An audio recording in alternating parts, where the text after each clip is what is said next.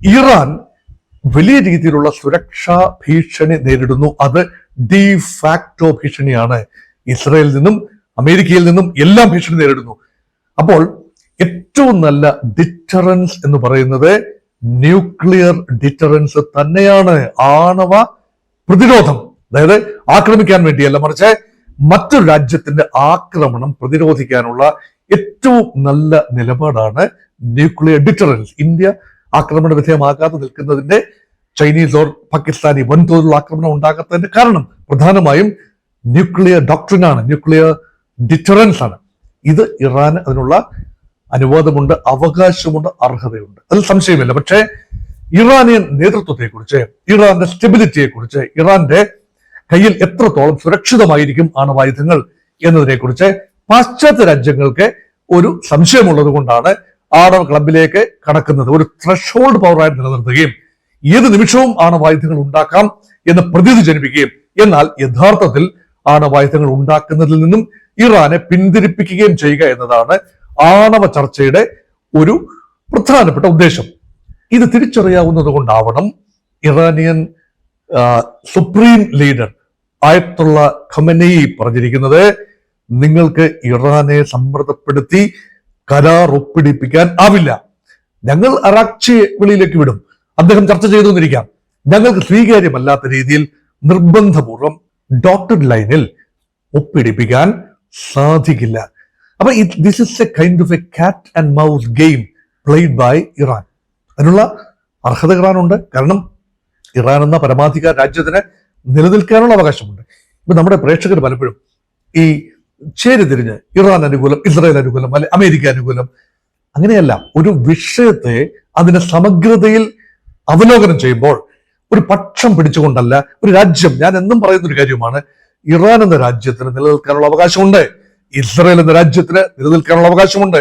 സ്വതന്ത്ര പരമാധികാര പലസ്തീൻ ജനതയുടെ അവകാശമാണ്. ഇതെല്ലാം നിലനിർത്തിക്കൊണ്ട് തന്നെയാണ് ഒരു പരിധി ലംഘിച്ചുകൊണ്ടുള്ള കായിക സമ്മർദ്ദങ്ങൾ, യുദ്ധങ്ങൾ, ആക്രമണങ്ങൾ ഉണ്ടാകരുത് എന്ന നിലപാട്. അത് നിലപാടാണ്. അല്ലാതെ ഇറാൻ അനുകൂല നിലപാട് എന്നോ ഇസ്രായേൽ അനുകൂല നിലപാടെന്നോ അല്ലെങ്കിൽ ഇറാന്റെ ആണവ പദ്ധതിയെ വാഴ്ത്തുകയോ നിരാകരിക്കുകയോ ചെയ്യുക എന്നതല്ല. റെസ്പോൺസിബിൾ ഹാൻഡ്സിൽ ഇറാന്റെ ആണവ ആയുധങ്ങൾ ഉണ്ട് എന്ന് ഉറപ്പുവരുത്താനുള്ള ഘടനാപരമായ സംവിധാനങ്ങൾ IAEAയ്ക്കും ലോക ഏജൻസികൾക്കും ഉണ്ട് എങ്കിൽ ഇറാനെ സമ്മർദ്ദപ്പെടുത്തുന്നതിൽ അർത്ഥമില്ല. ആ ഒരു സെൻസിലാണ് ഇറാനിയൻ നേതാവിന്റെ പ്രഖ്യാപനങ്ങളെ കാണേണ്ടത്. ഇനി ഒരു കാര്യം കൂടെ പറയാതെ ഇറാനെ കുറിച്ചുള്ള ഈ ചർച്ച പൂർണ്ണമാവില്ല. Iran now has many options.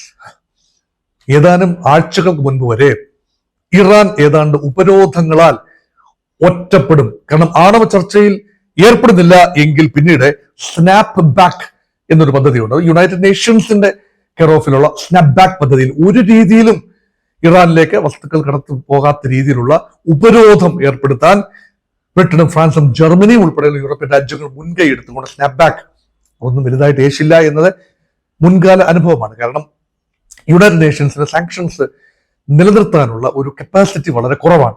പ്രത്യേകിച്ച് ചൈന വലിയ തോതിൽ ഇറാന്റെ എണ്ണ വാങ്ങുന്ന സ്ഥിതിക്ക്. ഇറാന്റെ ഉൽപാദനത്തിന്റെ 90%, 80 മുതൽ 90% ഓയിൽ വാങ്ങുന്നത് ചൈനയാണ്. ചൈന റഷ്യയിൽ നിന്നും ഇറാനിൽ നിന്നും മാത്രമാണ് ഓയിൽ പ്രധാനമായും വാങ്ങുന്നത്. ഇനി ഇറാനെ സംബന്ധിച്ചിടത്തോളം ഇന്ത്യ അമേരിക്ക വ്യാപാര ചർച്ചകൾ പൂർണ്ണ പരാജയത്തിലേക്ക് നീങ്ങുകയാണെങ്കിൽ 2 ദിവസം കഴിഞ്ഞാൽ 27-ാം തീയതി, ഓഗസ്റ്റ് 27-ാം തീയതിയാണ് പിഴ ചുങ്കം നിലവിൽ വരുന്ന ഇന്ത്യക്കെതിരെ. അങ്ങനെ നിലവിൽ വന്നാൽ ഇന്ത്യ മാറി ചിന്തിച്ചു കൂടായികയില്ല. 2019 വരെ ഇറാനിൽ നിന്നും കാര്യമായ എണ്ണ ഇന്ത്യ വാങ്ങുന്നുണ്ടായിരുന്നു. 2019 ട്രംപിന്റെ ആദ്യ ഭരണകൂടത്തിന്റെ അവസാന ഘട്ടത്തിൽ ഇന്ത്യ ഇറാനിൽ നിന്നുള്ള എണ്ണ വാങ്ങൽ കൺസിഡറബിളി കുറച്ചു. ഇറാൻ ഉപരോധം നേരിട്ടപ്പോൾ ഇന്ത്യ തന്ത്രപരമായ ഒരു പിൻവാങ്ങൽ നടത്തി. ഒരിക്കൽ കൂടി ഇറാൻ എണ്ണ വാങ്ങാൻ ഇന്ത്യ സന്നദ്ധമാവുകയാണെങ്കിൽ തീർച്ചയായും കളി മാറും.